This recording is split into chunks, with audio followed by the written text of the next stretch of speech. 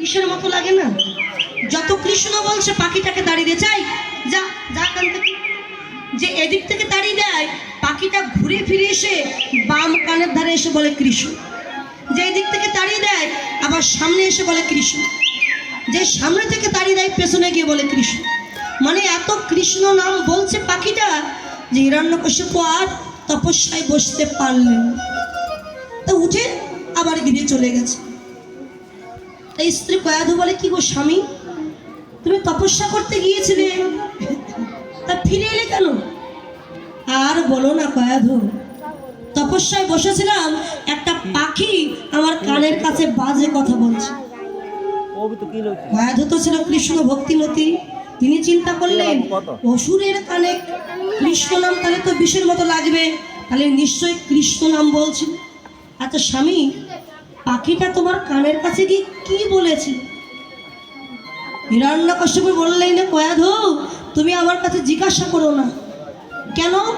ওই নাম আমি মুখে বলতে পারবো, কেননা ওই নাম মুখে বললে বুকের ভিতরে ঢুকে যায়, ওই নাম আমি মুখে বলতে পারবো না। তা বলে আচ্ছা ঠিক আছে, আমি, তুমি তো আমার স্বামী, আমি তোমার স্ত্রী, তা তুমি আমার কানে কানে বলো, তুমি আমার কানে কানে বলো, তাহলে আর কেউ শুনবে না, আমি জানালা দরজা সব বন্ধ করে দিচ্ছি। কয়াধু চিন্তা করছে, আমার স্বামীকে দিয়ে যদি কৃষ্ণ নাম বলানো যায়, আমার স্বামীর দেহে যে বদ রক্ত আছে সেটা পরিষ্কার হয়ে যাবে, কৃষ্ণ নাম ফিল্টারের মতো। এখন স্ত্রীর দাবিতে হিরণ্যকশিপু বললেন, কয়াধু পাখিটা আমার কানের কাছে কি বলেছিল জানো? কি বলেছিল? বলেছিল কৃষ্ণ। আরে কি মধুর কৃষ্ণ! স্বামী, তা কেমন করে বলেছিল কৃষ্ণ? দেখুন, স্ত্রী যদি কৃষ্ণ ভক্তিমতী হয় তাহলে অসৎ পথে গিয়েছেন যে স্বামী, তাকে ধর্মের পথে নিয়ে যেতে পারেন। চিন্তা করছে স্বামীকে দিয়ে কৃষ্ণ বলাবো আজকে সারা রাত।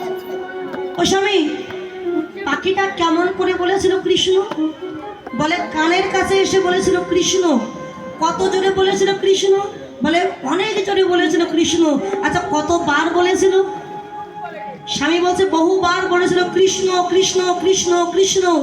ওই যে সারা রাত তার স্বামীকে দিয়ে কৃষ্ণ কথা বলানোর পরে দেহের বদ রক্ত পরিষ্কার হলো। আর সূর্যোদয় উদয়ের 1 ঘন্টা 36 মিনিট আগে কৃষ্ণ নাম বন্ধ দিয়ে স্বামী স্ত্রী মিলন হলো। ওই বিশুদ্ধ বীজে যে সন্তান এলো তাতেই প্রহ্লাদের জন্ম হলো। প্রহ্লাদ আছে মায়ের গর্ভে। হিরণ্যকশিপু আবার তপস্যা করতে চলে গেছে। এখন 1 মাস যায়, 2 মাস যায়, 3 মাস যায়, প্রহ্লাদ তো মায়ের গর্ভেই আছে। এদিকে দেবরাজ ইন্দ্র জানতে পারলেন যে হিরণ্যকশিপুর সন্তান কয়াধুর গর্ভে। বাবা এত বড় অসুখ, আর তার সন্তান না জানে কত বড় অসুখ হবে। বাপ বেটা দুজনে মিলে আমার স্বর্গরাজ্য কেড়ে নেবে। তাহলে বৃক্ষে ফল ধরবার আগে যদি বৃক্ষটিকে কর্তন করে দেওয়া হয়, কেটে দেওয়া হয়, বৃক্ষে ফল ধরবে? ধরবে না। তাহলে এই সন্তান মায়ের গর্ভে আছে, সন্তান জন্মানোর আগে যদি তার মাকে আমি বধ করে দেই, ওই সন্তান আর জন্ম নিতে পারে। এদিকে হিরণ্যকশিপু তো গৃহে নাই। এই সুযোগে দেবরাজ ইন্দ্র কয়াধুকে হরণ করে নিয়ে চলে যাচ্ছে। আর কয়াধু সে তো অবলা নারী, চিৎকার করছে, কে আছো বাঁচাও, আমায় রক্ষা করো, বাঁচাও। দেবর্ষি নারদ যাচ্ছিলেন ওই পথ দিয়ে। দেখতে পেয়ে দেবরাজ ইন্দ্রের কাছে গিয়ে বললেন, ইন্দ্র তুমি দেবতাদের রাজা, রাজা হয়ে তুমি একই ভুল করছো কেন? আর তুমি একটা অবলা নারীকে হরণ করছো। আর বলো না নারদ, এই কয়াধুর গর্ভে আছে অসুরের সন্তান, অসুরের সন্তান তো অসুরই হবে, আর বাপ বেটা দুজনে মিলে আমার স্বর্গরাজ্য কেড়ে নেবে, তাই ওকে আমি মারতে নিয়ে যাচ্ছি। নারদ মুনি বলে, তুমি ভুল করছো দেবরাজ ইন্দ্র, তুমি জানো না কয়াধুর গর্ভে আছে ভগবানের পরম ভক্ত প্রহ্লাদ। কেননা দেবর্ষি নারদের দেওয়া সন্তান তো ওটা, ওই যে কৃষ্ণ নাম বলেছিল কানের কাছে। তুমি ভুল করছো, ভগবানের অন্তরঙ্গ শক্তি তার গর্ভে আছে, তাকে বধ করলে তোমার যে মহা পাপ হয়ে যাবে। ছেড়ে দাও তুমি ওকে। তখন নিজের ভুল বুঝতে পেরে মা কয়াধকে প্রণাম করে চলে গেছে। এখন দেবর্ষি নারদ বললেন, মা কয়াধ, যা মা, তোর আর কোনো ভয় নেই, এবার তুই ঘরে যা মা। না বাবা, আমি আর ঘরে যাব। কেন? না, আমার স্বামী তো গৃহে নাই, আবার যদি আমাকে অন্য কেউ হরণ করে নিয়ে যায়। আজকে না হয় তুমি আমায় রক্ষা করেছো, কিন্তু সব সময় যে রক্ষা করবে এমন তো কোনো কারণ নাই।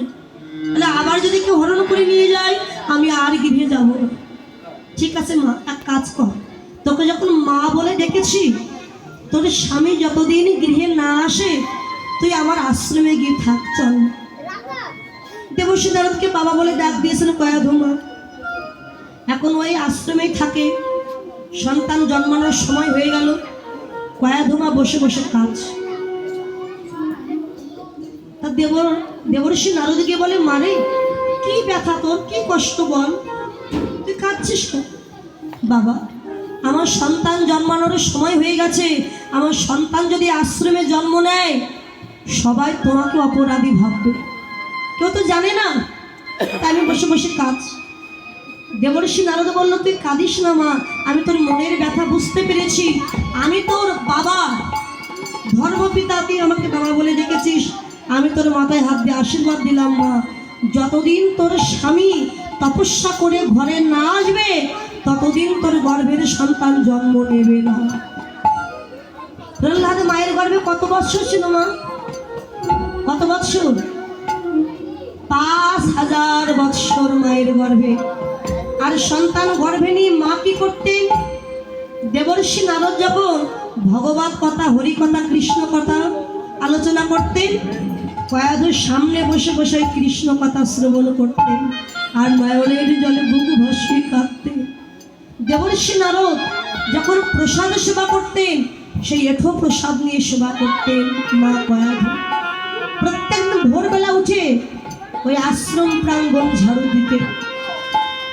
তাহলে মুনির আশ্রমে সব তো মুনি ঋষিরাই আসে, তাদের চরণ ধুলি পড়ে থাকতো, যতই ঝাড়ু দিত ওই চরণ ধুলি উড়ে মা কয়াধুর নাসিকা দিয়ে প্রবেশ করে পেটের ভিতরে, গর্ভের ভিতরে সন্তান প্রহ্লাদের অঙ্গে মেখে যেত ওই ভক্তের চরণের ধুলি।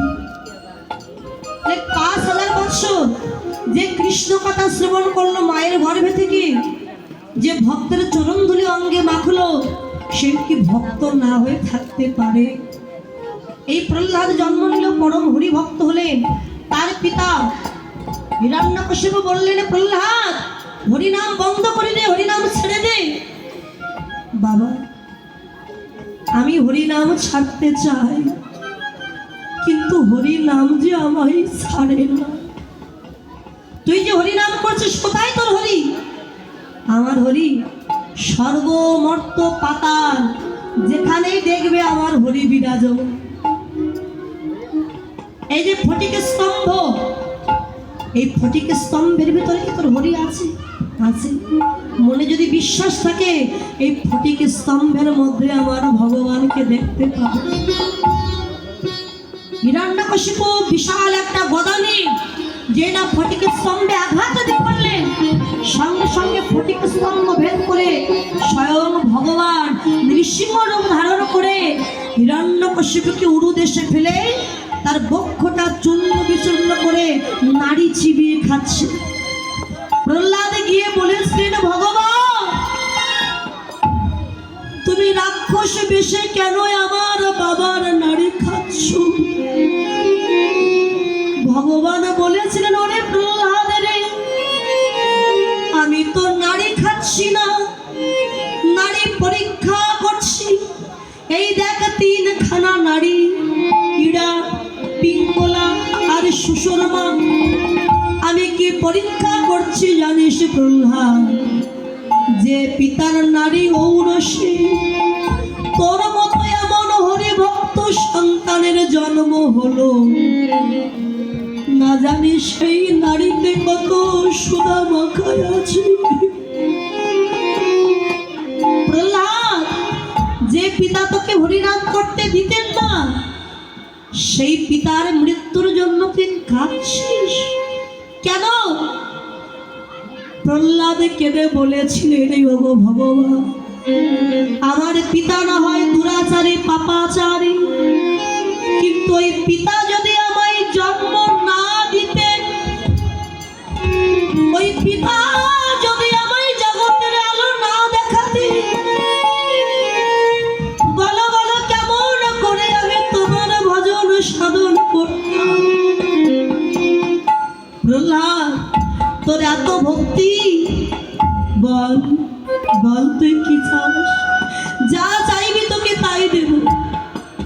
প্রহ্লাদ কেঁদে বলে, ওগো ভগবান, তোমার কাছে আমার চাওয়ার মতো কিছু নয়, সত্যি যদি আমায় কিছু দিতে চাও প্রভু, তুমি আমায় এই আশীর্বাদ করো, যে কুলেই জন্ম হোক না কেন প্রভু, এমনি ভাবে প্রতি জনমে জনমে আমি তোমার চরণ পাইবা না পাও তাতে দুঃখ না, আশীর্বাদ করো, তোমার ভক্তের চরণ ছাড়া